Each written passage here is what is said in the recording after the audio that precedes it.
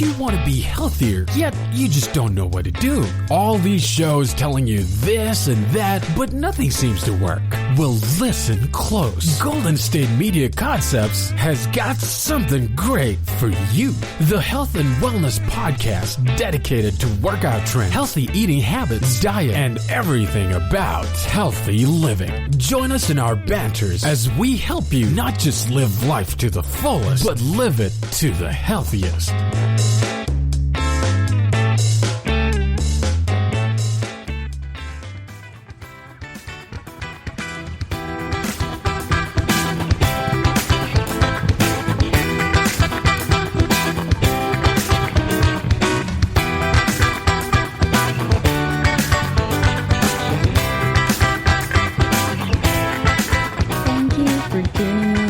GSMC Health and Wellness Podcast, brought to you by the GSMC Podcast Network. I'm your host, Alex. This week, y'all, I want to talk to you about periods. Yes, menstruation. That is exactly where I'm going. I think it's important for both men and women to understand it, and there's a lack of information out there for something that happens to about 50% of the population once a month. So if you have ever been curious about the science of periods, what they are, what the baseline for a normal period is, or what's up with period poops, then this is the episode for you. Stick around to the end when we talk about a list of different products that are available to help you deal with it, so you can choose what's right for you. Now, I first learned about periods when I was roughly 4 or 5 years old. I was a precocious child and was very curious about everything. And the number one thing that you did not do in my house was ask a question you did not want a real answer to. So anytime I would ask my parents a question, they would go ahead and answer it. Where does pepperoni come from? Well, people kill pigs and they turn it into pepperoni. That one got me vegetarian for about 2 years as a small child, right around the same time. But it also helped me to just develop an insatiable thirst for information and knowledge in general. So I do appreciate this about my parents.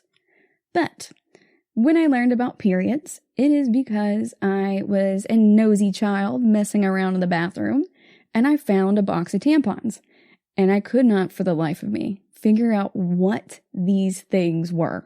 They looked weird, they were far larger than suppositories, but also had the applicator on them, and I did not know what that was. I couldn't read the word applicator. I was 4. So I took it into the kitchen to my mom.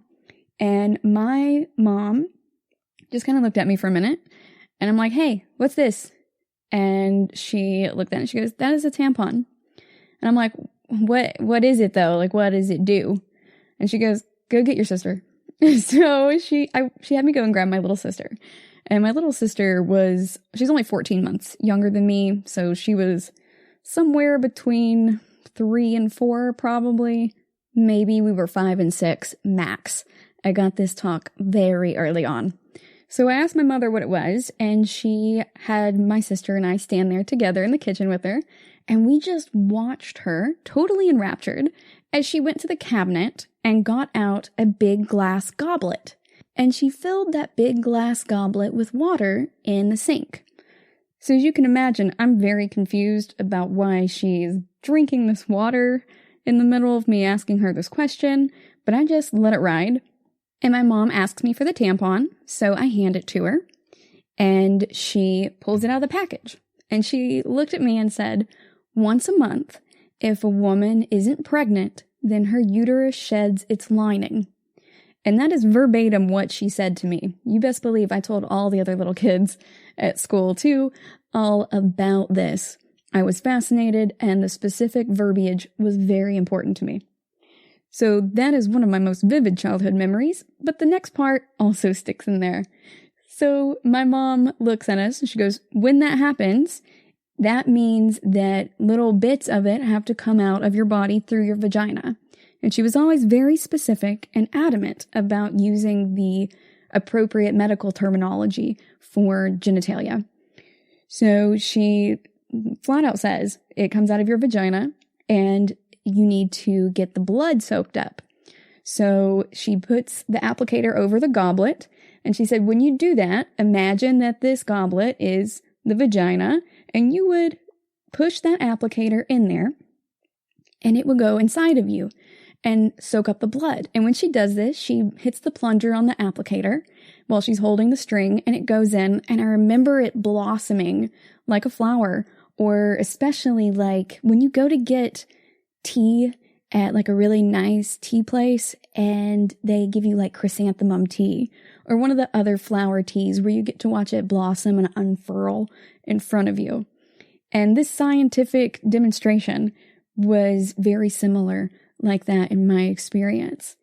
And she showed us how it spreads out and it collects some of the water, and then she pulls it up by the string and we watch it close back, and she explains as you pull the string out, it narrows back into that shape of your vaginal canal and closes back out this way to trap a lot of that blood and those bits of tissue.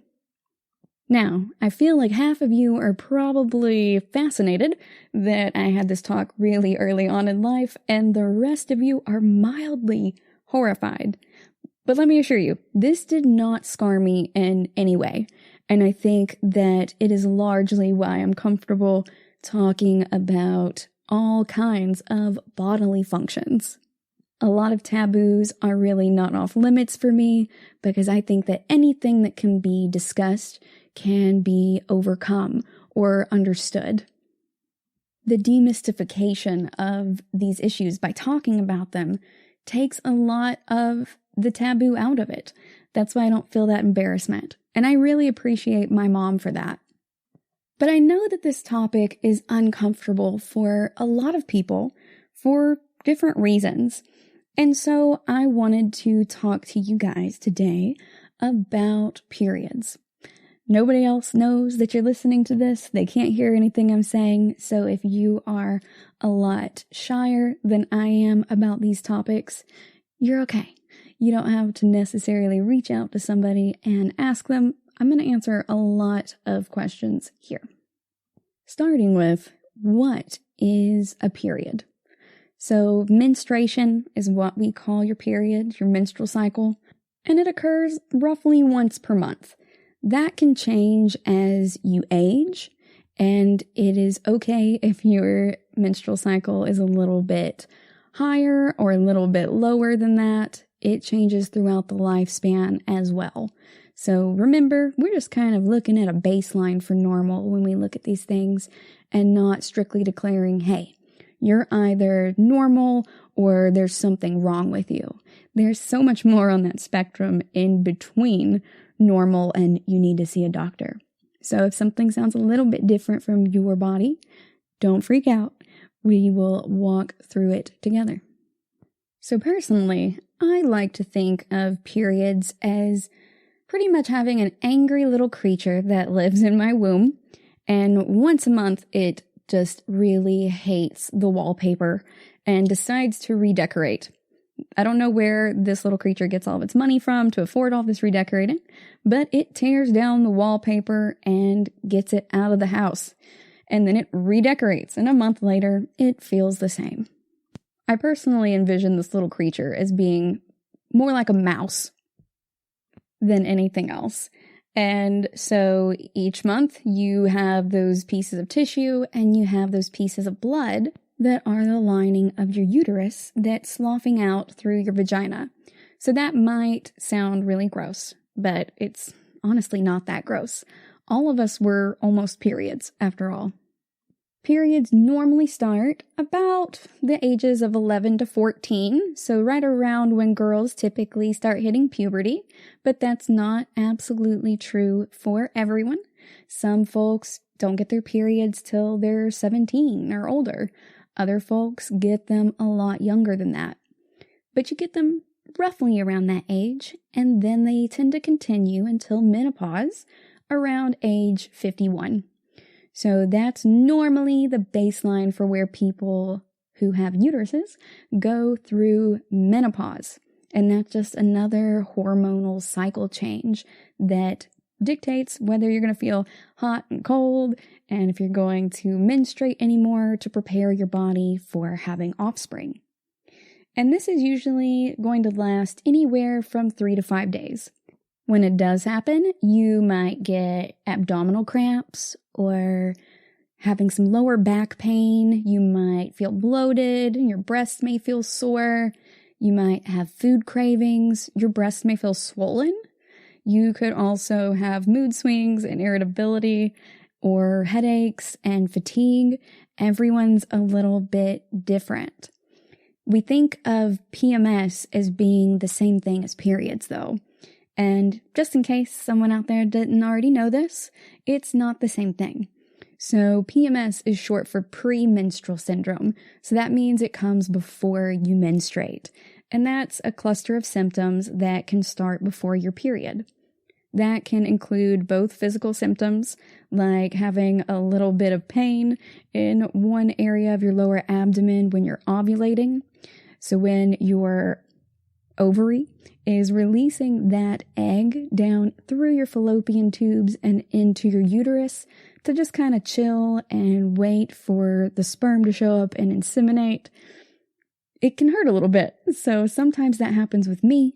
I get a sore ovary on one side or the other, and it tends to go back and forth pretty much each month. Sometimes I don't feel it at all, but roughly over the years, it seemed to really just take turns releasing eggs, and one side will be more sore than the other. And that happens about 3 days before your period, roughly. It's okay if yours is 4 or 2, or you don't experience that. It can also include some emotional symptoms.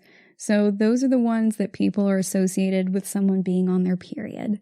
So in the media and stuff, people are like, oh yeah, if you are upset as a woman, maybe you're on your period. And it's often used as a derogatory term. But honestly, it's just science, you guys. Not everyone has PMS, and not everyone who has PMS has it to the same degree. Yours could be really chill and have mostly physical symptoms or mostly emotional symptoms or a mix of both, either light or heavy. Everyone is absolutely different.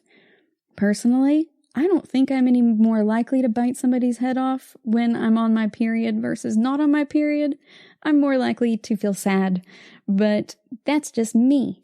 If you throw in other variables, though, like working out in the heat or anything like that, when I used to work 15-hour days and I was outside the entire time and you can't really leave the booth because we were at a festival and people might steal everything that you left there, you know, you get a little grumpy sometimes. And me and my friend Tara, who owned that business, we would just tell each other, hey, you're being kind of a pain right now.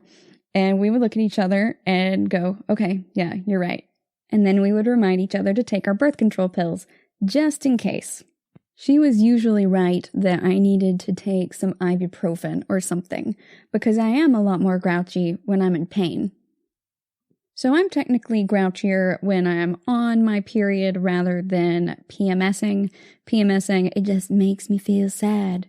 So I will go over some of those different hormones that come into play that affect your emotions as well as those physical symptoms when we come back from a break here in just a minute. Stay tuned.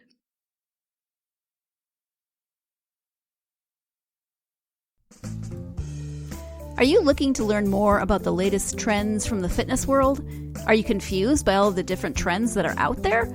The GSMC Fitness Podcast is the place for you. The GSMC Fitness Podcast is the place to come for people of all skill and interest levels. Join us as we explore the latest trends in the fitness world. Does that new exercise really work? Should I try yoga? Whatever your question, chances are good you'll find an answer on the GSMC Fitness Podcast.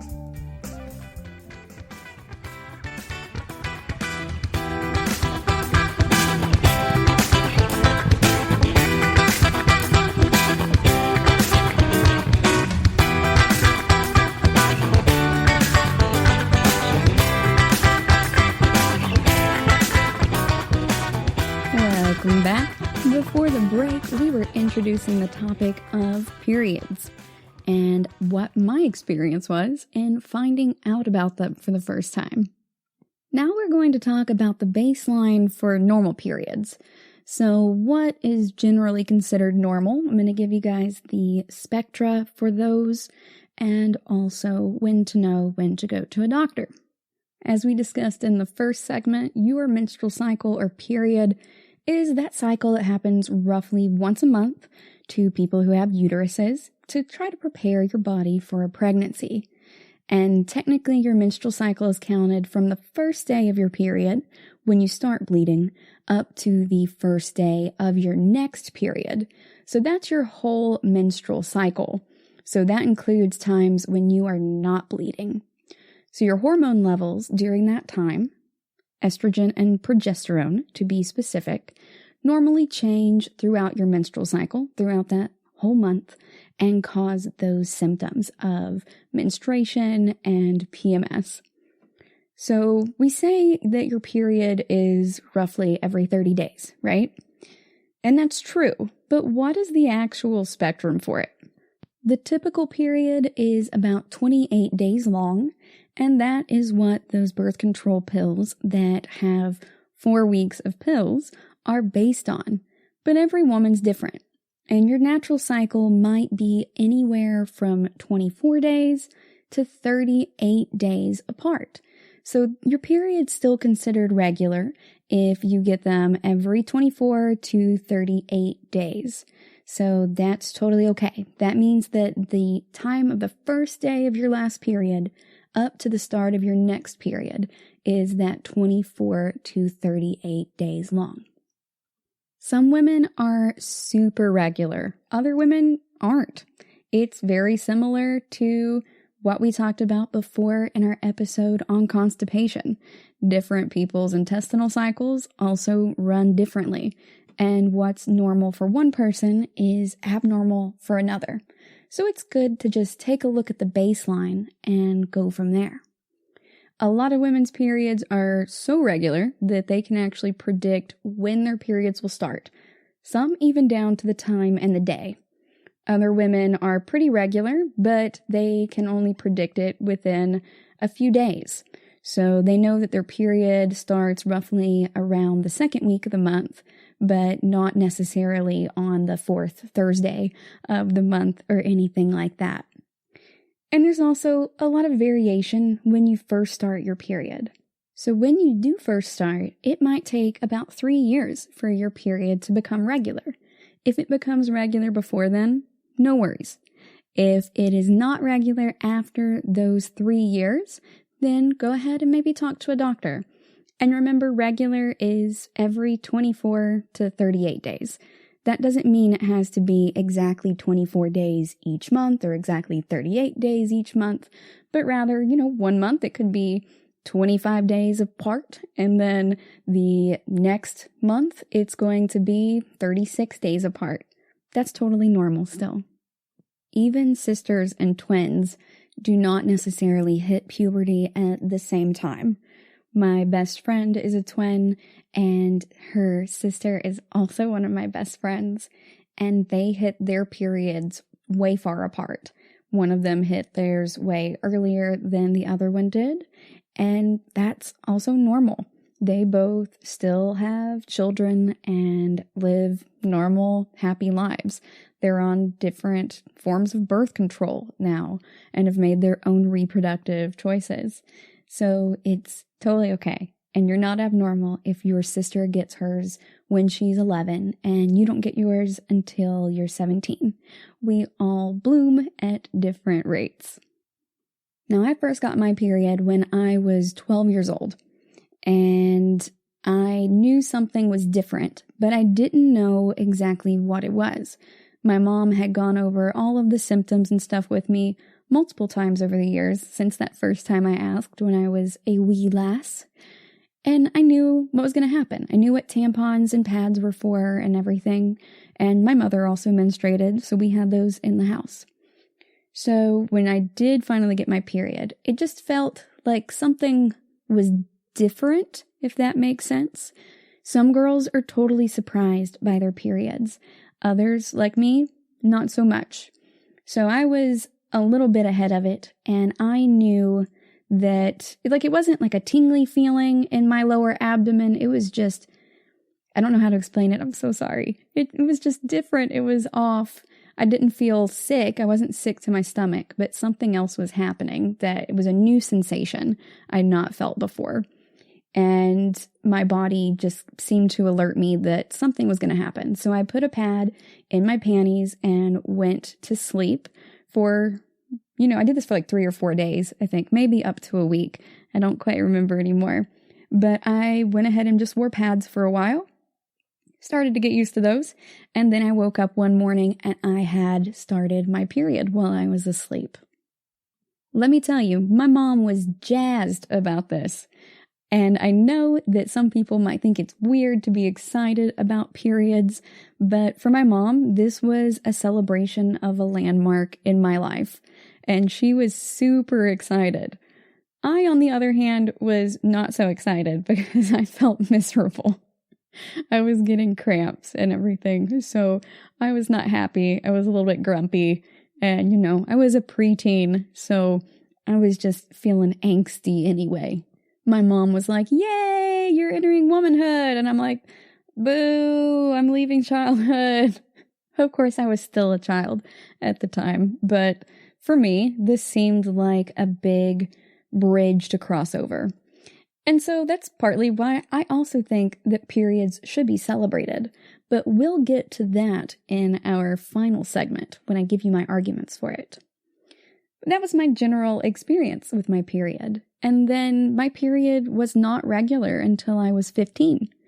So I actually had pretty light periods for the most part, and I felt pretty okay. I wouldn't get them every month. Sometimes I would go 3 months without getting them, and other times I would get them every month. It was just a little bit off, but that's just my body getting used to these hormone cycles. Your body hasn't had to go through these cycles before. And, just like I always say, that quote from Adventure Time, sucking at something is the first step towards being sort of good at something. I generally apply that to when I'm trying to learn new skills, but I'm going to give my uterus the benefit of the doubt on this one too, and go, hey, you didn't quite know how to do this. This is a thing you've never done before. So it took the uterus a little while to get down this process of menstruating. That's the way that I like to think of it. And that's happening with a lot of my nieces right now too. I'm not going to say any of their names or anything like that so I don't embarrass them. I remember being so embarrassed as a teenager by absolutely everything. But one of them has not gotten their period yet, and the others have all gotten them. So she's been talking to me about being concerned that she hasn't started her period. And another one does have her period every month, and yet another one of my nieces hasn't had one for 3 months now. And they're not sexually active. They just aren't having a period, and that happens. So the one who isn't having a period right now is about 17, and it's been a couple of months. She'll probably get it again next month, because it usually doesn't skip more than about 3 months for her, I think. Even though it's irregular, there's some regularity within the irregularity, if that makes sense. But that's also why it's really hard when you first get your period to truly predict precisely when you're going to get it. And that's what causes a lot of girls' anxiety. So if you are not someone who has a uterus that ovulates, that bleeds like this, and goes through menstrual cycles, then that's the reason why girls sometimes end up bleeding on themselves. You don't always get that feeling that something's up. You don't always get any kind of a heads up about your ovaries hurting, one or the other, a couple of days beforehand. And early on, it's really difficult to pin it down precisely. Remember, even once your period has gotten regular, it's still considered regular if it hits anywhere from 24 to 38 days apart. That's a lot of variability. So if you have someone in your life who has a uterus that menstruates, or you yourself have a uterus that menstruates, Just remember, this happens to everyone. You're going to bleed through a set of shorts in public, likely, at least once in your life. I think about this a lot like how I think of pimples. This is a rite of passage that happens to everyone. And yes, it's embarrassing in the moment, but ultimately, it's not something that's worth lasting shame and embarrassment, because it does happen to everyone who goes through that menstrual cycle. I may not have bled through my shorts the first time I got my period, but I will tell you right now, unashamed, that I have bled through my shorts or my pants since then. And I will tell you my very embarrassing story about having gotten my period unexpectedly in our final segment. Yes, in the same segment in which I argue that it is to be a celebration and not something that is gross or condemned. That might sound confusing, but I think that it's important to embrace a lot of the different aspects of life. It's something that, 15 years later, I can laugh at now. Time is helpful, though. Comedy is tragedy plus timing. So if you have freshly had this happen to you, maybe wait a little bit and it'll be funny. But go ahead and listen to mine and feel free to laugh at my own misfortune. Now, I keep throwing around this word ovulation, so I want to specify exactly what that is. So you have your menstrual cycle, right? And that cycle is from the first day of your period this month to the first day of your next period. So that's that anywhere between 24 and 38 days. So PMS is part of the menstrual cycle. Bleeding is part of the menstrual cycle, your period, that is. Ovulation is also a part of that. So ovulation is when your ovary releases that egg down into your fallopian tubes. So think of those like a long curvy hallway down into the main chamber, which is your uterus. Also, if you have not seen what one of these looks like, the best way I can describe it to you is Harley Quinn's head. So if you've seen Harley Quinn in the classic outfit, her jester outfit with the red and black with the white collar and everything, and her hair is up in the jester's costume too, that latex suit, and she has like those pigtails with the little balls on the end of it. That's exactly what I see every time I look at Harley Quinn, is a uterus. So that's roughly what one looks like. So this ovulation happens each month so that the egg is ready in the uterus for the sperm to make a baby. Your egg is essentially coming downstairs to meet their partner at the door for a date, more or less. Just stay with me on this. And so a woman is most likely to get pregnant if she has sex without birth control in the 3 days before and up to a day after ovulation. So that is because the sperm is already in place and ready to fertilize the egg as soon as it is released. So that happens ASAP. And a man's sperm can live for 3 to 5 days in a woman's reproductive organs, but an egg lives for just 12 to 24 hours after ovulation. So you're in kind of a tight little deadline there for being able to be pregnant. Just like the menstrual cycle proper, every woman's ovulation cycle can be different, and the time between ovulation and your next period occurring can be anywhere from 1 week to about 2 weeks or more before your next period, that time when you're bleeding.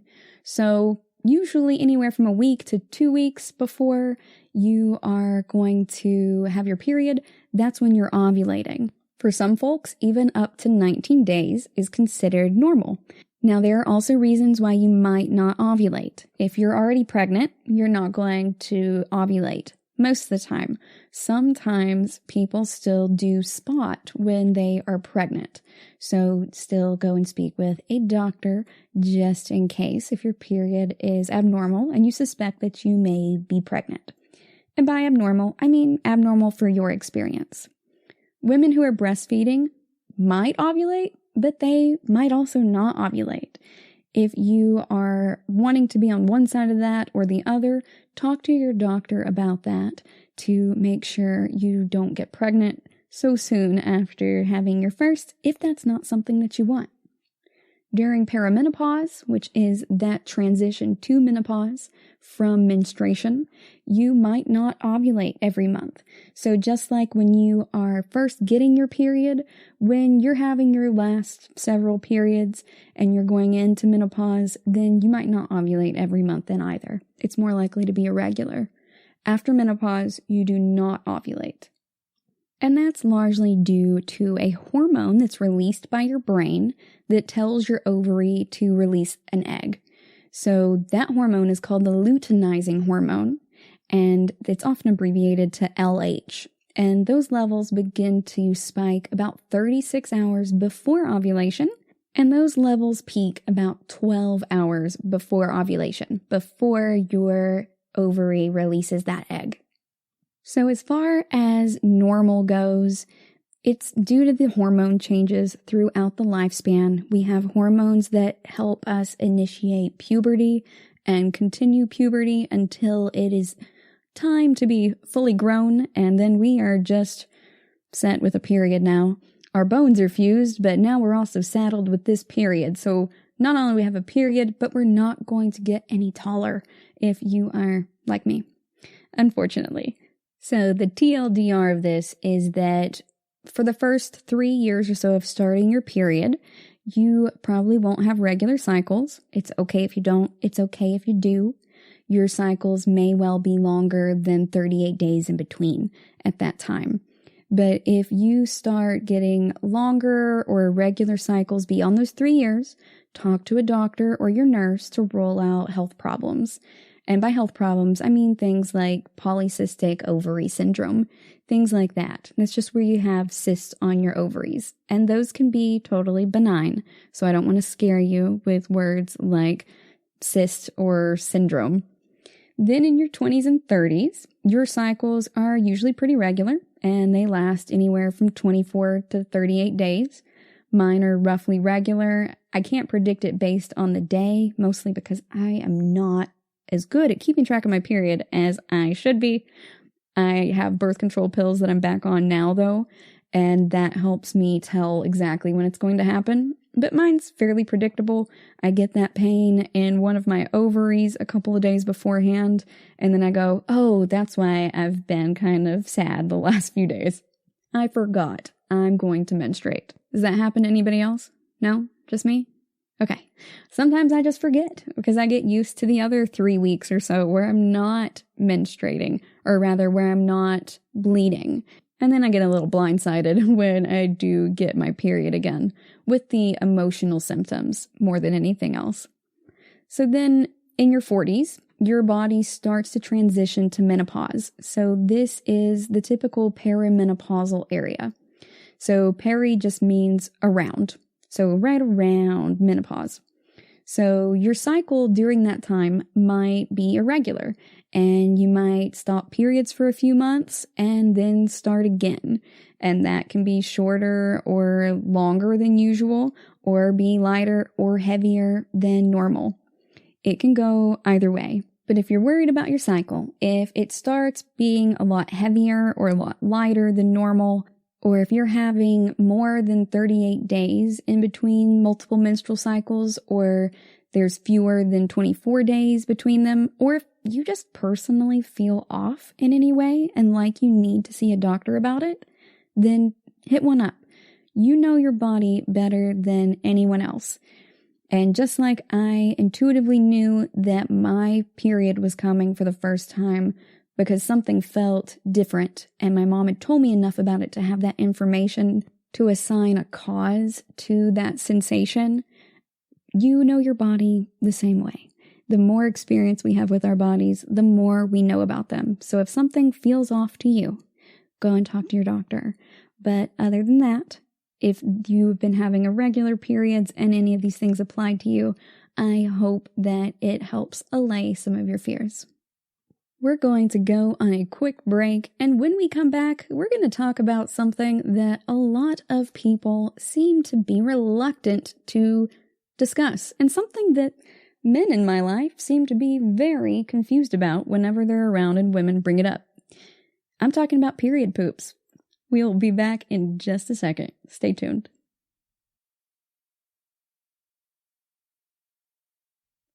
Tired of searching the vast jungle of podcasts? Now listen close and hear this out. There's a podcast network that covers just about everything that you've been searching. Hey! The Golden State Media Concepts Podcast Network is here. Nothing less than a podcast bliss with endless hours of podcast coverage.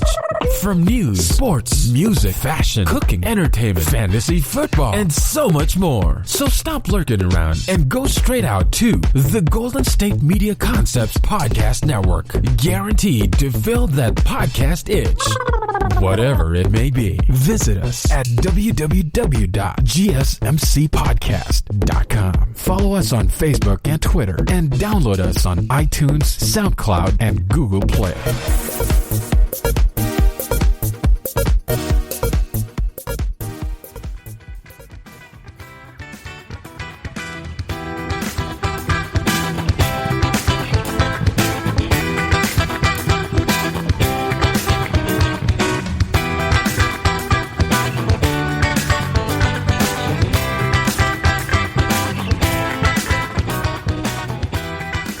Welcome back.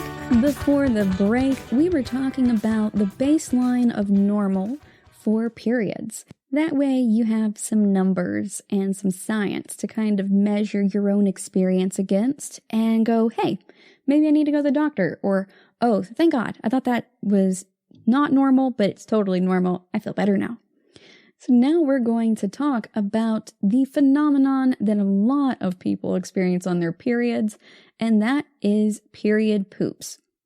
So if you are a person who has a period, you have probably experienced weird bowel movements in your period. So for folks who haven't had a period, for whatever reason, I can describe it for you in my personal experience this way. Sometimes when you're getting menstrual cramps, it can also feel very similar to intestinal distress. So if you have an upset belly in the way that you know that you're going to need to poop and it might not be entirely pleasant, that is sometimes a lot like what the period cramps feel like. But also, sometimes you get period cramps on top of that intestinal distress. I know, right? It sounds like a super fun time. Your period can really make you feel kind of like you have a stomach flu. I have friends who would get so much pain from theirs that they would throw up and they would be nauseous every time and be in so much pain they couldn't be in school. And it wasn't a cop-out. Their mom would be home with them, and it really was that bad. I have friends who've had to be on pain relievers and a whole bunch of other types of medication for their periods, including some herbal supplements. Personally, I have had a few periods myself that have made me so pained that I did throw up a couple of times. I am not somebody who barfs often. I'm not someone who takes medication often for being in pain. I can deal with a lot. But those couple of times, it was really bad and it made me sick. It literally hurt to the point of making me very sick. So you can also throw up when you're on your period, but for a lot of folks, the pooping is more common than anything else. So remember, when people are on their periods, a lot of times they feel really bloated and they feel really crampy. That means they're in pain. So sometimes going to the bathroom makes you feel a lot better when you're on your period. But for other people, or for the same person but during different menstrual cycles, they might have a totally different experience. So we're going to talk about what a normal period poop looks like, what it feels like, and how to tell when it's time to be concerned. So turns out you can either have to poop a lot when you're on your period, or you might have constipation. It can also change the consistency of your stool. So not just making it harder or looser. Some folks get diarrhea. Some folks just have a lot softer stool. Other folks just can't go at all. Or they have the same consistency, but go more frequently than they normally do. That's okay. The reason that is happening is because of your hormones. Yep, those little guys that give you puberty and then go ahead and taketh it away when you go into adulthood and remove your menstrual cycle in your 40s to 50s can also affect your poops. So it's really the fault of prostaglandins. So these prostaglandins are released during your menstrual cycle, and that causes you to feel pain and that cramping feeling. But those prostaglandins also increase the contractions of your uterine muscles and the bowels. So your uterine muscles and the bowels are kind of back to back, really. So when you are having those prostaglandins contract your uterus to help shed that lining and to get the lining and the blood out of your uterus through the vaginal canal, you are also effectively contracting your bowels. Now, we talked in a previous episode about the process of peristalsis and how that is the gradual squeezing through of your intestines to move bowel movements all the way through. So that's pretty much what's happening. Since you are already subject to contractions being responsible for moving stool through your bowels, when your uterus starts contracting right next to it, it's also contracting your bowels. And that's what bowels do when they contract. They go ahead and make a bowel movement and you poop. So the more your bowels contract, the more frequently waste is going to be pressed out. That waste also tends to be looser, and that's also because of those prostaglandins. So your prostaglandins also relax your smooth muscle tissue as menstruation begins, and that is also what causes bloating, that water retention, and the abdominal cramping. So the more prostaglandins you have involved in your personal menstrual cycle, the rougher it may be for you. So you might have noticed that when you have worse cramps, you also tend to have more softened stool or need to go to the bathroom even more frequently while you're on your period. And that's the rough part of it. You're having terrible stomach cramps and also having to go to the bathroom, but going to the bathroom doesn't entirely relieve it. So a lot of times you kind of feel like you have food poisoning. And I say that having had really bad food poisoning from some crawfish etouffee once. I just laid down and watched Star Trek and waited for death to take me. Now I am being facetious about that, but it was really bad.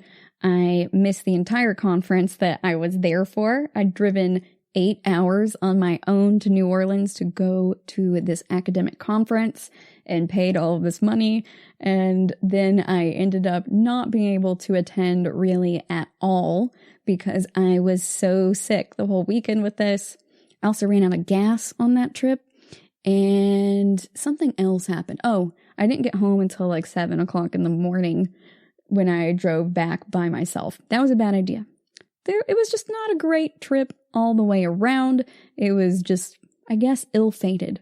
But what sticks out to me is how terrible that food poisoning felt and how similar it's felt to some of my really bad periods. So really, we can blame it on the prostaglandins, is what I'm saying. They cause the bloating, the water retention, the abdominal cramps, and also the urge to poop and have looser stool. So that's normal for some people, but others do totally get constipated instead. So not everyone is going to have the same period. So that is also thanks to hormones, but different ones from the prostaglandins. So between ovulation, where your ovaries dropping that egg, and your period, which is usually anywhere from 1 week to 19 days from the ovulation point, you are going to see a spike in the hormone progesterone. So high levels of progesterone can make your food move more slowly through your system, and that can cause constipation. And progesterone is also really big in your system during the first trimester of pregnancy. And that's also why a lot of women in the first couple of months of pregnancy tend to be constipated. So I'm also saying, if you've had unprotected sex and you've maybe missed a period and you're feeling constipated, you should go ahead and take a pregnancy test or go see your doctor. You could be pregnant.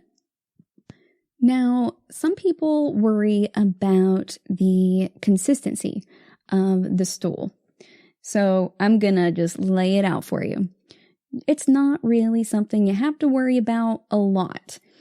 As long as your stool is not entirely liquid, as long as it doesn't have blood in it, and as long as you don't have severe weakness, vomiting, or fevers along with it, then it's normal.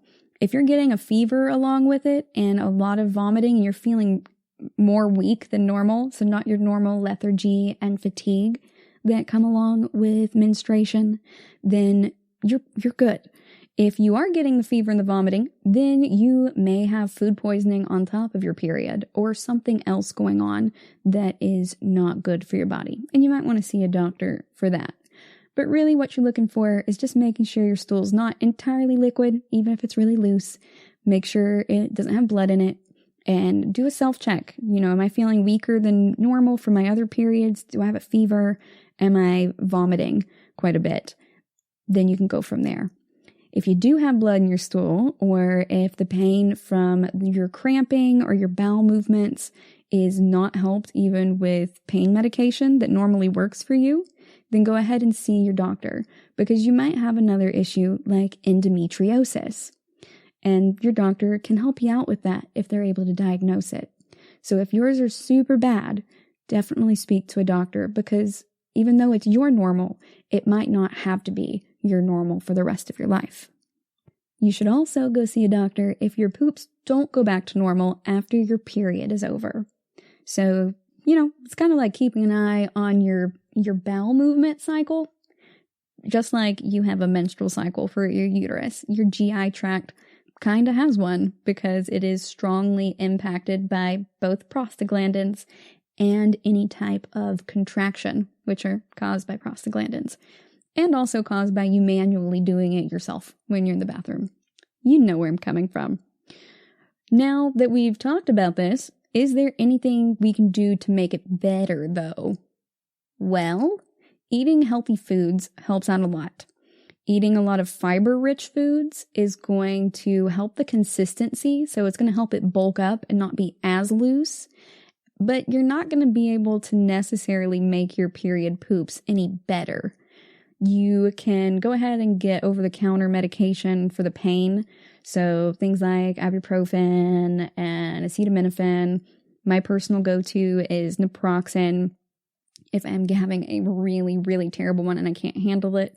But whatever, you can get over-the-counter, or herbal supplements if you prefer that. Whatever works best for you and your body.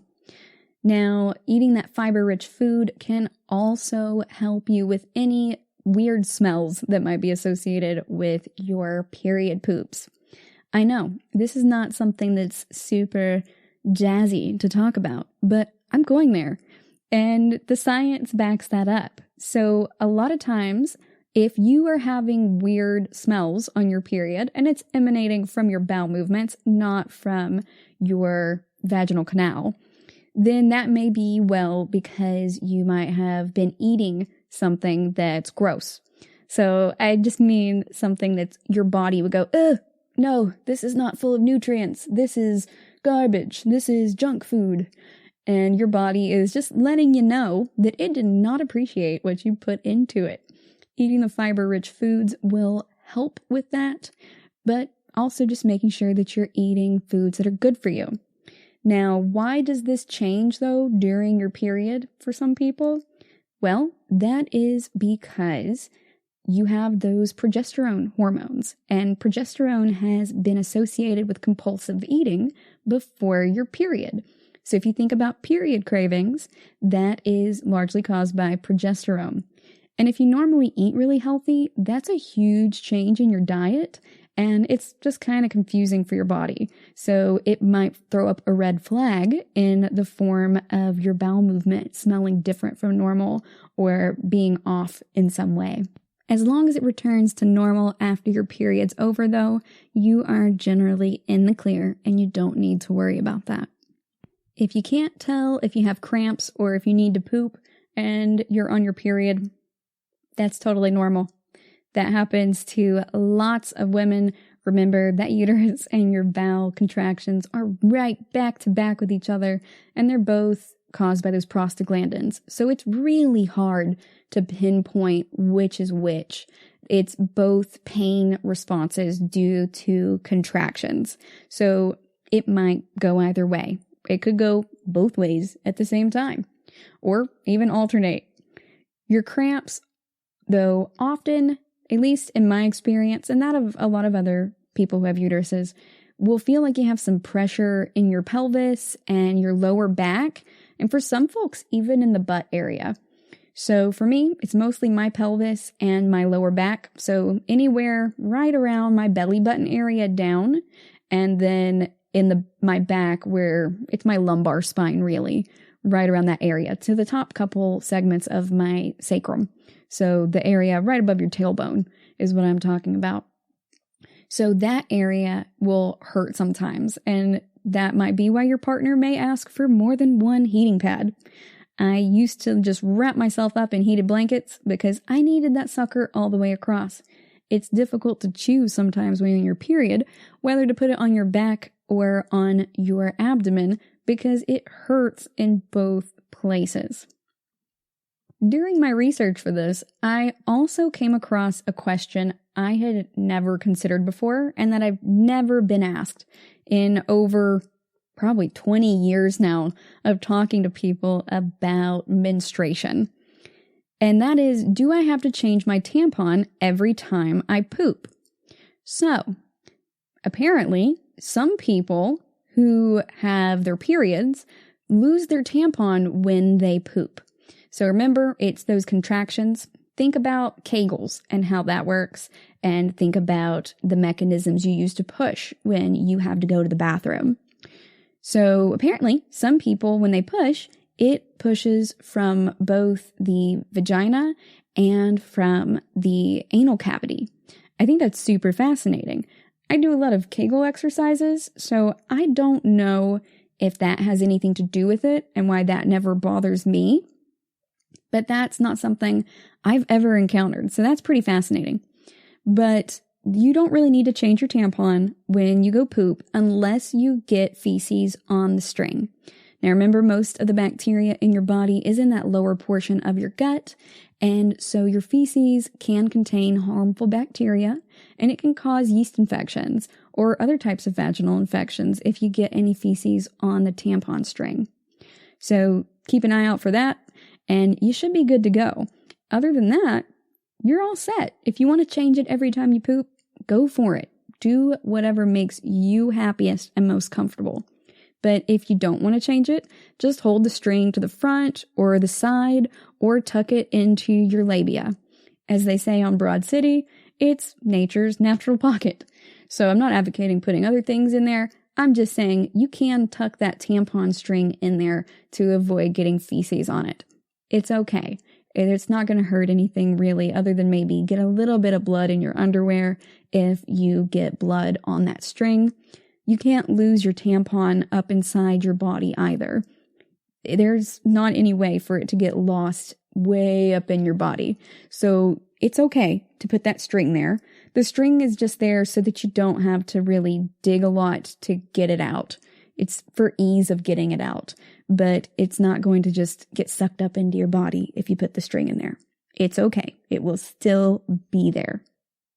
So the TLDR on period poops is that it happens to half the population of the planet, pretty much, and yours might look wildly different from your best friend's, but you're not measuring yours against theirs, just against the baseline spectrum of what could be normal. And that's anywhere from constipation to having a lot of loose stool.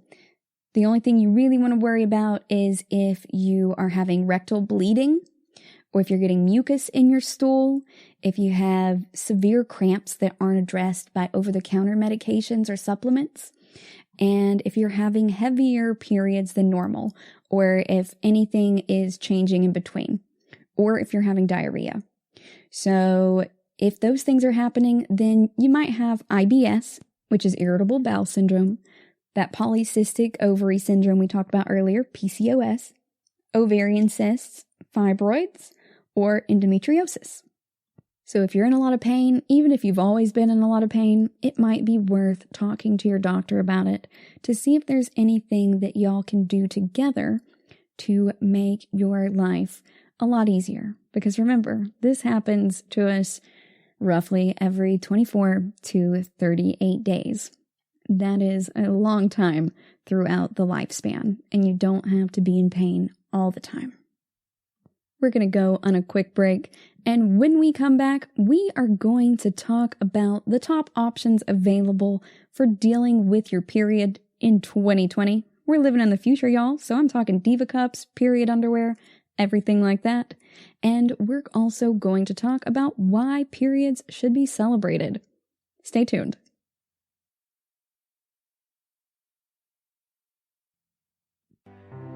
The GSMC Life and Happiness Podcast takes you on a journey of exploration. We'll discuss tried and true methods alongside the latest trends of how to best live your life to its fullest and happiest. From psychology to meditation, science to self-help books, the GSMC Life and Happiness Podcast will help you to discover what makes you happy and how you can live life being the best you possible. Download the GSMC Life and Happiness Podcast on iTunes, Stitcher, SoundCloud, Google Play, or anywhere you find podcasts. Just type GSMC in the search bar.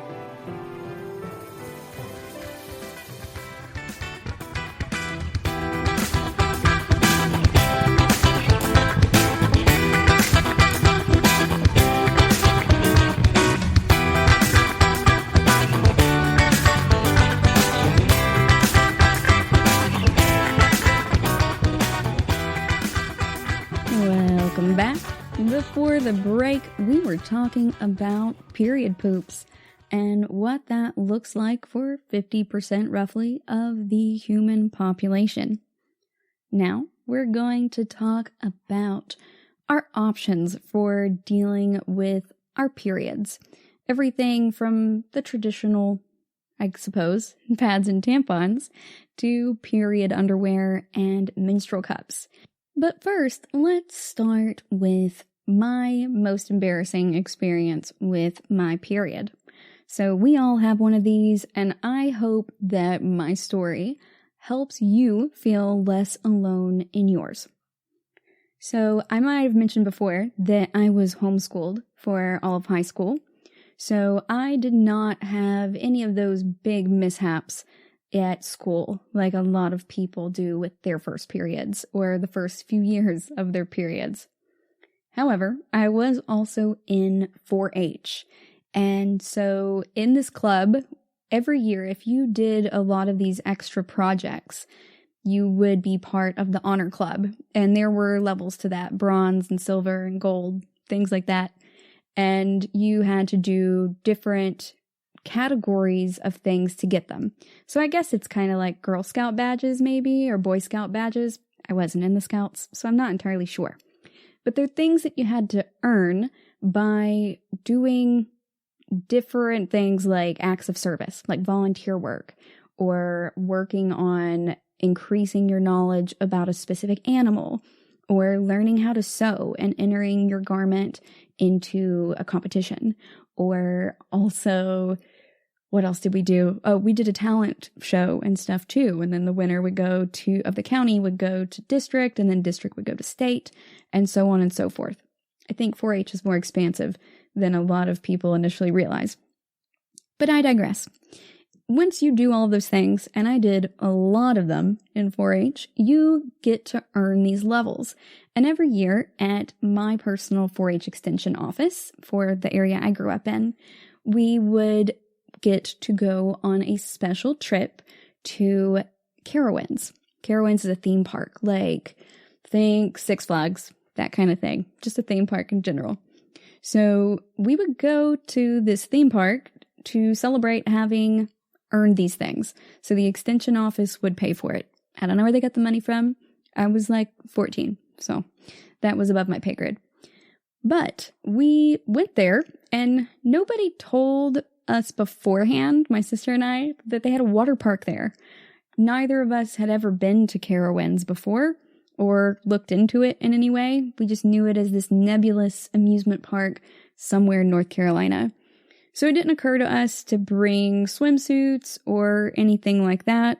And we're just walking around like it's a normal day with all of our 4-H friends when I got my period.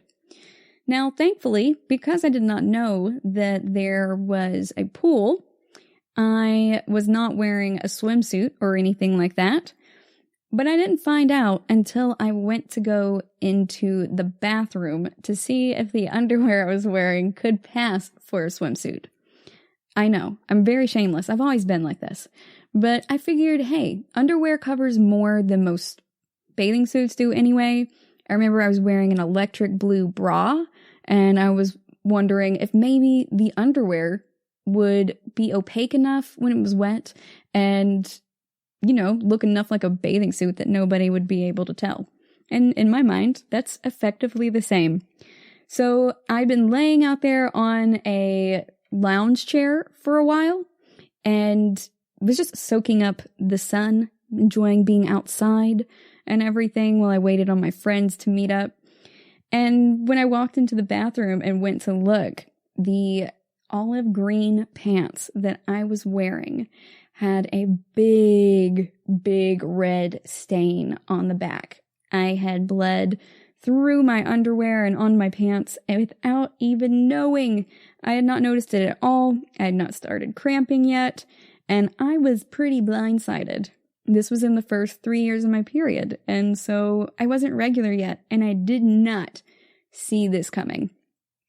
So that was really embarrassing, and I was not able to get tampons out of the machine because I didn't have change.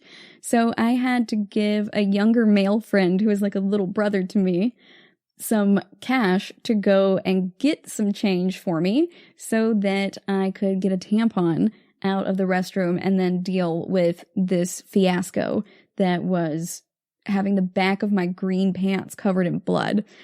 Now, also, I don't know if you guys know this, but when you mix green and red together as colors, it comes off looking sort of brown. So in addition to having had my period all over the back of my pants, it sort of looked like I had crapped my pants because it was coming off as like this red color, not red color, brown color. Like it was darker than rust red. It was straight up brown, y'all. The only way it could have been browner is if it had had some yellow in it, since orange and green technically make brown, right? Yeah, that's the only way it could have looked more like I crapped my pants. Maybe that, and if I waddled a little bit or something, or put on a pad instead of a tampon. That often made me feel like I was wearing a diaper. But I recognize now pads have their place. No judgment. No judgment. Everybody use pads if you want to. Live your best life. But for me, that was just absolutely embarrassing. It was in front of a whole bunch of people that I was friends with and that I liked and I respected, and also in the middle of an amusement park. Y'all think that schools are big. Let me tell you, an amusement park in a water park in the middle of summer. Yeah, there were a lot of people. I had to walk past somebody dressed as Bugs Bunny with this blood all over the back of my pants and spend the rest of the day like that because we were hours away from home. So there was no just calling my mom to come and get me or anything like that. It was just toughing it out for the day on the menu. And so I did. And guess what? Nobody made fun of me. My friend who went and got the change for me was a little bit embarrassed because he knew a little bit about periods, but he mostly had secondhand embarrassment for me. So everybody was really chill about it, and no one was really super mean. Although my sister probably did laugh at me, but, you know, that's what sisters do. You make fun of each other. But it was overall not very scarring. And I tell you that because I don't want you to feel like you're alone if you are new to having a period. I don't know how young everyone in here is or what age you got your period at, but if you have an embarrassing period story you would like to share with us, please do hit us up on Facebook, Twitter, or Instagram. I would love to share in the camaraderie of uterus havinghood with you guys. So that's my embarrassing story. And I know I mentioned earlier that it was confusing for me to perhaps want to celebrate periods when I have had these embarrassing experiences over the years. But that's just because that's part of life. That's okay. I personally think that when we're looking at life, not everything is going to be perfect all the time. And that it's good and healthy for us to learn to enjoy some of the imperfect aspects of being human. To err is human. To bleed through your shorts, also very human. So that's just something I've learned to be able to laugh at. And I find that if you're able to laugh at yourself, it makes things a lot easier. It makes shame and embarrassment a lot lighter. It helps reduce my anxiety and my depression because I don't end up in those feedback cycles of negative self-talk and things like that. Now, don't get me wrong. I do still have some negative self-talk that I'm working on, but in my experience, I have found that if I work on laughing at myself when I, fall over or drop a glass in front of a bunch of people or anything that really inspires Schadenfreude, that it is going to make me a lot happier in the long run if I just don't stress about it. And so far, that's working really well for me. So on the off chance that that helps anybody else feel better or anyone else to, be able to take it lighter too, then awesome. That makes me feel like I have accomplished something in my time here on this planet. So, in defense of periods being a celebration, I will say that a lot of my female friends are excited about getting their periods. I'm not kidding. A lot of my friends who are younger were excited when we were growing up, and young people I know right now are excited to get theirs. And a lot of them have a really realistic perspective on it. I was talking to my niece, who is about 9 years old, earlier today, and she told me that she thinks she's going to get her period in the next couple of years. And I asked her how she felt about that.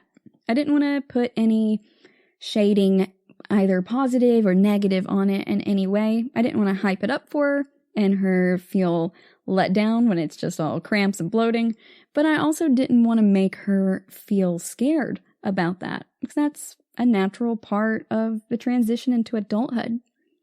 So when I asked her how she felt about it, she was like, part of me is really excited to become a woman and to, become more of an adult, but another part of me is sad and doesn't really want to leave childhood behind. I'm telling you guys, these kids that are in my life are super, super smart and introspective and kind and caring and all of these other awesome things. But they amaze me continually with their ability to frame things in different perspectives and to hold multiple perspectives simultaneously, recognizing that this can both be painful, but it can also be a sign of something cool. You're able to give life at that point, and that's pretty freaking metal, in my opinion. Plus, periods already kind of are miserable as you get older and everything. It's not something that we otherwise look forward to. And it's not like you can really plan your first period or a party around that. But, if you're already going to be wanting to eat a lot of chocolate and caffeine and things like that, you might as well turn it into a celebration. Make that chocolate cake. That child is getting their period for the first time. They deserve some chocolate cake. Let them have a sleepover if they'd like to celebrate it. If the other parents are comfortable with you explaining it to the kids that were there, talk to the parents about that first, of course. But I've found over the years that a lot of my friends don't know how to approach that conversation with their kids the first time, whether it's, the birds and the bees or the period talk. And a lot of times people don't know how to reach out for help and ask. And so kids don't get to talk until after something's already occurred for them. And they're not prepared. And that's what happened to my mom. And that's why my mom wanted me to know so early on. So I was prepared beyond a shadow of a doubt for what was going to come. And if I got it away from her, like if I had my first period and I wasn't around her for her to help, or, she was asleep or anything like that, I would know, okay, I can go get a pad and this is how it works. I can go get a tampon. This is how that works. And that helped me out tremendously. So you can turn it into a celebration. Over the years, I've walked a lot of my friends and my friends' kids through what having a period means and what happens when it occurs and how to use tampons. And the fact that if you don't push that tampon in far enough, it's going to hurt a lot because you're going to be sitting with essentially your pubic bone wedged up on the tampon anytime you sit down. I learned that one the hard way, firsthand experience. Y'all talk about uncomfortable. That was very painful. So if you're having trouble with how your tampon feels inside and it's just like hurting you sometimes, you could be allergic to something in the fibers or the applicator that it's made of, or you might just not have it pushed far enough back. And that can also cause some irritation and pain. Now, I don't want to scare you guys away from tampons though. Use whatever is most comfortable to you. You might even use different things throughout your cycle. So, for instance, I used to have really heavy periods, and the first couple of days would be super, super heavy. So I would get the combo box with the super and the regular tampons, use the supers for a couple of days, and then swap to the regulars. Now, how do you know when to swap to those? You want to make sure that you're not using a tampon that is too much for the flow that you have. So you should take out your tampon every 6 to 8 hours and get a new one or a different type of care for your feminine hygiene. And that's to avoid toxic shock syndrome. And the reason that's related to this is that if the blood starts drying inside of your body, that can lead to toxic shock. It's not good for you. So you don't want to have a tampon that's too big so that the blood doesn't get in there, soaked up in there, and then start drying. You want to make sure that you have a tampon that's well saturated, but not oversaturated. So you might need to change your tampon every 4 hours. Or if your flow is heavy enough that it's pretty thoroughly saturated after 4 to 6 hours, or 6 to 8 hours, but not oversaturated and you have blood in your underwear, then go ahead and use that bigger one. Use whatever works best for your period. But that's the general guideline of how to pick the super one or the light one or the regular one. You also have panty liners and pads. So I've used tampons overnight. If you don't sleep a lot in college, it doesn't matter, right? You're still awake every 6 to 8 hours, so it's fine. But you can also use pads and panty liners. So if you bleed lighter at night, panty liners. If you bleed heavier, then pads.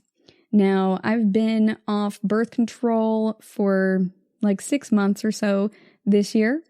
And when I went off birth control, I had lighter periods than I did before. I'm also a year into my 30s, so I don't know yet if that had anything to do with the balancing of my hormones with the birth control and that changing, or if it's just to do with getting older. So remember, in your 20s and 30s, your periods are going to get easier for the most part. They tend to get lighter. And my periods now aren't as heavy as they used to be. So I might not need a real regular tampon some days. I might not need even a light one. I might be better off with just a panty liner or a pad. And your period may well be the same way too. So it's going to change over the lifespan, and that's totally okay. Because of that, I like to have a bunch of different products in my house. And also, some of my friends exclusively use tampons or they exclusively use pads. And panty liners are just handy to have around. So that way, either way, if your friend has a heavy period and doesn't want a pad but wants to combine something to protect their underwear with their tampon because they didn't wear their period underwear that day, you guys know what I'm talking about, the period panties that are set aside just for your period. If you're not a uterus haver, that's a thing. So if you're wearing your nice underwear and you don't want to get any spillage or spillover in there, even though you're wearing a tampon, you can put a panty liner in there. So I keep the full spectrum of these things in my closet or in my bathroom so that people have access to what they need and they don't necessarily have to come ask me. They don't have to be embarrassed about it. Just reach under the cabinet and grab it. So you have a couple of different options. For some people, pads feel kind of diaperish because they are filling with blood and bulking up, whereas tampons are on the inside, and so you can't see the bulk. But for some people, their flows might be too heavy or too light for that. That's where things like period underwear and menstrual cups come in. Every time I think about menstrual cups, guys, I want to say K-cups, but those are the Keurig machine cups for like coffee and tea and hot cocoa. I guess hot cocoa, I don't know. But that keeps popping up into my mind. And if I say K-cup, what I mean right here is the menstrual cups.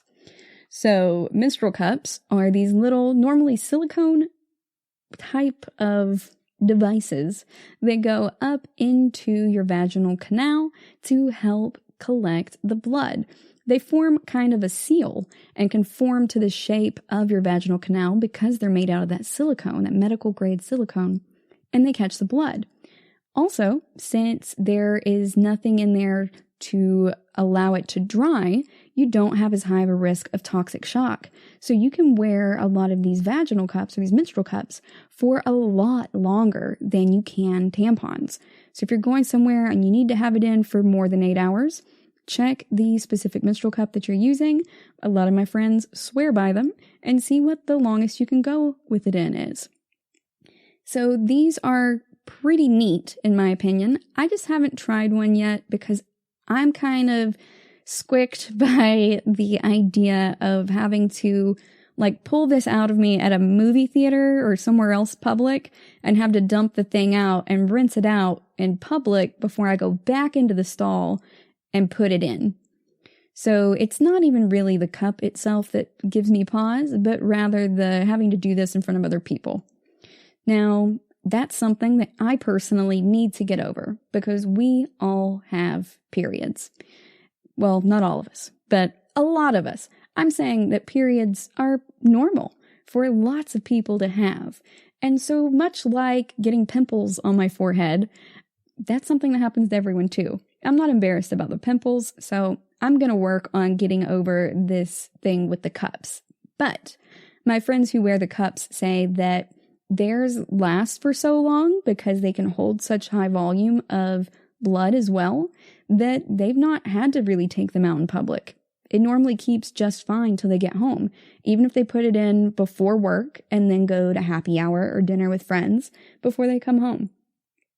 So that's kind of a pro for that one, and it all but eliminates my con for it. You can also use period underwear. So period underwear is the one that fascinates me the most. And these are literally just a type of underwear that you can wear that helps absorb your period, your menstrual blood. So the thing about the period panties is you can get them for light, medium, or heavy flow days, and you can wear them on their own or in combination with a tampon or a menstrual cup if you are concerned about it spilling over or having a heavier flow than you normally do. Or if your flows are variable and you're not sure what to expect, that can be a good option too. You don't want to wear those in the water though. They're much like pads in that way. You don't want to wear those in the water. If you're going to go swimming or something, you're probably going to want a menstrual cup or a tampon. If you are playing sports, period panties are normally fine. You could also still wear that cup or a tampon. And I generally like the idea for period panties for also sleeping, because even though I haven't tried these yet, I love the idea that you don't have to feel like you're going to bed with a diaper on, and you don't have to worry about that pad or panty liner shifting while you sleep. That is something that has resulted in many mishaps for me over the years. And, I'm kind of here for this concept of period panties. It's really not that gross from my perspective. So think back to cloth diapers. Everybody used to use cloth diapers before these disposable ones were around, and many people still use cloth diapers. You would just shake out any of the solid matter that was on those, and then wash them in the laundry like normal. Period panties are like that too, except instead of feces, they just have blood on them.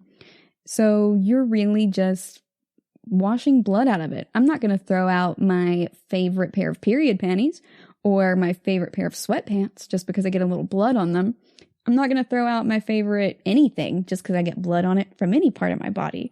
So for me, I don't think it's that weird. It doesn't bother me like it might bother other people. But it's super absorbent underwear, and so it's not going to bleed through. If you get the right kind for your specific flow days. Remember, they have light, medium, and heavy. You should be pretty set for it. But also, it's just great as a backup for in case your tampon or your cup spilleth over, or if your period's somewhat irregular and you're not entirely sure when it's going to happen and you want to be prepared just in case without having to use a panty liner or walk around with a cup inside of you for no reason. So I think that is great for that specific context too. So you might want to use that also if you have an IUD. So menstrual cups can move your IUD out of place. So you don't want to use a menstrual cup with an IUD. You want to make sure that you're using a pad or a panty liner or period panties. So for those of you with IUDs, that can be a really good solution for you. And heck, maybe I will invest in these actual period panties that are meant to absorb blood rather than wearing panties that I call my period panties with a panty liner in them, in addition to a pair of my least favorite shorts when I go to bed on my period, just in case. I think this concept of period panties, although a little bit weird and squicky at first, is really way past time. It's way past due for something like this to come out. So those are really exciting in my opinion. And if you think about it, I know a lot of people say they don't want to have contact with their menstrual blood and tissue in their panties like that. But if you're wearing a pad or a panty liner, you're already there, my friend. You're already there.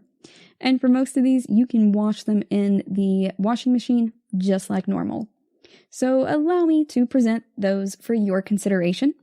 I hope that you have learned a lot today about your current options.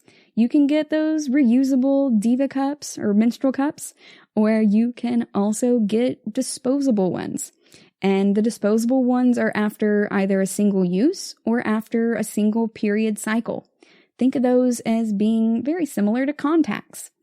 So you have options, is what I'm saying. Don't feel embarrassed. Don't feel ashamed, or, do, but reflect on it and then let it ride. It's okay. Periods can be very embarrassing, but I think, at least for me, only if we let them be. And one of the keys to taking some of that squick out of periods is by talking openly about it. So please do share this information with your friends and your loved ones, and I hope that it has also helped you today.